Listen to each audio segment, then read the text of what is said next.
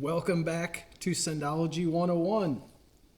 We are back here with a continuation on the red flag Viper GTS that I have here in the shop. The car that I love. I love it very, very much. And the saga continues. Last video we took a look at the transmission and the failure that it had. I have located a transmission that will be here before too terribly long. I'm going out of town, so there will be a little bit of a delay.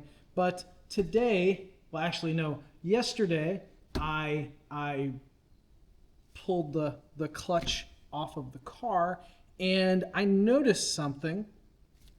You might notice that it has a red pressure plate here. That's not normally something that you see on a factory clutch. Red is not something that I normally see in any name brand aftermarket clutches. So when I say aftermarket clutches, I mean performance clutches. And so at first I was thinking perhaps South Bend, but South Bend I believe is actually blue. So I wasn't completely sure whose clutch this was. It's a, pressure plate, red, kind of flaky. So yeah, what clutch could this be? Now, when I started pulling this clutch apart, there were a couple loose bolts. The bell housing has a couple stripped threads, not from myself. However, I am very capable of stripping threads. So I will either do a helicoil on that bell housing, or I do need to check on the transmission that I located to see if that one comes with a bell housing. That transmission has right at a little over 35,000 miles, also out of a 2000. So same year, 35,000 miles. Hopefully it's not. Hopefully it's in good shape. Hopefully it's not from a red flag car as well. So here we have, again, like I said, this red pressure plate. Not exactly the best indicator of this car's life before myself. Now, I am known to beat on cars. Sendology 101, making good cars better, or ruining good cars by making them better. The other thing it says on my little banner is it's only slow because it's broken. I, more so in the past than currently,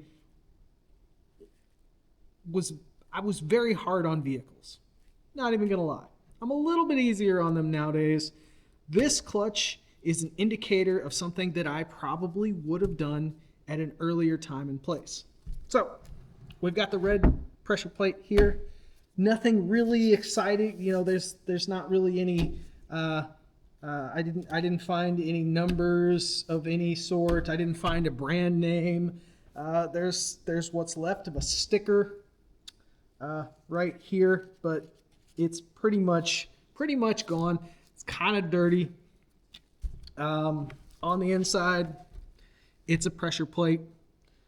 Overall, it doesn't look too terribly bad. There's not a lot of wear on the fingers. So before all of this happened, I had ordered a clutch anyways. So it wasn't like I was going to keep this one already. So here we have the first indicator of a possible problem. Not the shape and condition, but the color. The next indicator, and the one that really threw me off when I pulled that clutch pressure plate off, was this. a six puck clutch disc. Now, I drive and have daily driven a car with a six puck clutch, an ACT six puck clutch. I'm very used to driving six pucks. I daily drove that car in another life. Used to it. So, and it's the only manual car that I have right now is a six puck clutch. So I'm kind of, kicking myself for not recognizing how harsh the engagement was on this car. But at the same time, how was I, my normal clutch experience right now lately has been with a six puck clutch, and for the most part, a six puck clutch. So I'm not kicking myself too terribly hard. The thing I also noticed about this clutch was it is very, very close to the rivets at this point. This clutch was paper thin. It was ready to be replaced. There is maybe on the outside, I'm seeing probably about 15 thousandths. Down here on the lower rivet, we're talking right there. It was ready to be replaced. The other little thing is these springs right here for this size clutch they're very small. They're all intact, but they're very small. It is a dual spring setup, I'm guessing, to help take up for the fact that they are very small. So with a little bit of Google foo, there's not many six puck clutches readily available for a second gen Viper. So finding this, actually, if you see on this rivet right here, there is some wear. So it was done. This thing was about ready to be done. So it's a good thing we pulled this apart. Had an issue. Overall, glad it's done. So a little bit of Google foo, and honestly, two things. I'm going to get on a bit of a soapbox. I'm going to try not to waste too much of your time, but I am going to get on a bit of a soapbox for just a moment. Google foo is a very lost art. Google is not a very good search engine anymore. I will grant that. But for the love of God, there is an entire internet out there. And I'm kicking myself because I remember on the forums, the days of the forums, people said use the search option. The search option back then was horrendous. So and Google is not the greatest, but there are other search engines and there are ways to Google foo. Okay, it's still a valid option. But for the love of God, if I keep seeing on these groups, and I'm wearing my glasses, I have my white beard, I am able to make this complaint. But for the love of God, do a quick Google search, especially if you're dealing with a car that is 20 plus years old at this point. I'm talking about the Neon group. I'm talking about any groups. Newer vehicles do not have as much of the wealth of information on older forums that stuff like the Neon or even the Viper have still available. But when I see something as simple as just finding out how to figure out what lug pattern. I saw one today, a lug pattern, a 5-bolt lug pattern. Just Google that. It's a simple one instead of making a post. But anyways, sorry, got off on a tangent there. But for the love of God, a little bit of Google foo still goes a long way in this day and age, even though Google sucks. Off that ringer. Let's go back to the clutch. 6-puck clutch, found it in the Viper. Little Google foo showed that this is just a basic Amazon, eBay clutch of questionable origins. As I said, I had already ordered a clutch kit, a quality factory clutch from, I'm going to call it Luke, German clutch. Good, good factory style clutch. Again, with the red flag Viper, I plan on driving this car, not tracking this car. These clutches, from what I can see, are going, they hold up to more horsepower than I plan on putting through this. So I don't need a 6-puck clutch. I don't need it. I like 6-puck clutches. I love driving a 6-puck clutch in this thing. It's a lot of fun. So we've got our Luke clutch. New clutch pressure plate. Kind of heavy.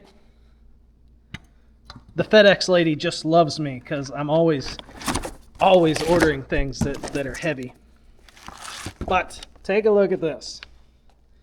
See these springs? See the size of these springs? These are what I normally see in like ACT clutches. I don't see springs that are this small. Granted, like I said, this is it's a double spring setup. There's 2 springs in there.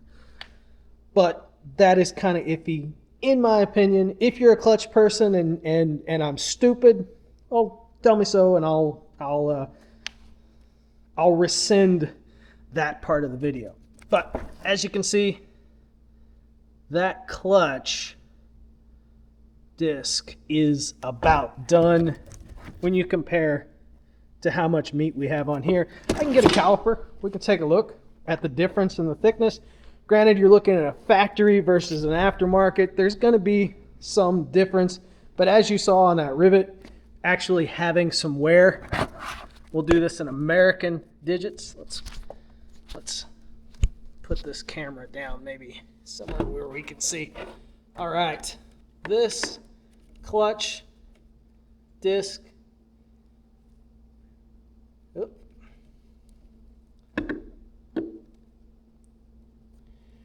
right at about 300 thousandths. And our aftermarket, or our Luke clutch, is about 32. This is 33, but it shifted when I pulled it off the plate. So as you can see, and you're not dealing with a lot of difference, but that difference is enough to make a difference. Let's pick this camera back up. So we've got the new Luke clutch ready for the Viper, ready for the replacement transmission. I just wanted to show you real quickly what it can mean to buy a red flag car, even a Dodge Viper. They're out there. People like me, a younger me, can put very inexpensive parts in cars that you wouldn't expect. So I'm glad all of this happened. Obviously, I was going to have to pull this and replace the clutch very soon. It would have sucked to have had to replace the clutch and then have the transmission go at a later date. I will also be replacing the U-joints in the drive shaft while it's out. And yeah, so I think the moral of this story is just because you can put a 6-puck clutch for relatively inexpensive in a Viper, there's no sense doing that. This thing probably will not hold as well as that factory quality clutch will hold.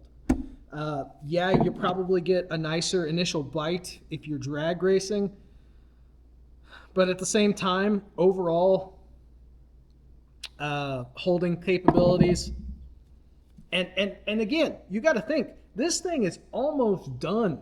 This clutch is almost done, and this car has right at 70,000 miles on it. This clutch probably has very few miles on it. Who knows what they did? They probably beat the hell out of this car, which means I'll probably need a rear end before things are all said and done, but so be it. I will fix this car up. I will enjoy this car. I will know this car inside and out, front to back, when all things are done. That is the beauty of buying a red flag car that you love. You're going to be replacing things. You're going to get to know that car forward and back. I'll know it inside and out, interior, exterior. So yeah, that's kind of the video. This next finding was just the clutch, and I thought I would do a relatively quick video that has droned on for a while. That's it for Synology 101. I'll be back next time with the next finding, or maybe the new transmission. We will see. I'll catch you later. If you have any questions, comments, or thoughts, leave them down below. I'll get back to you. Catch you later.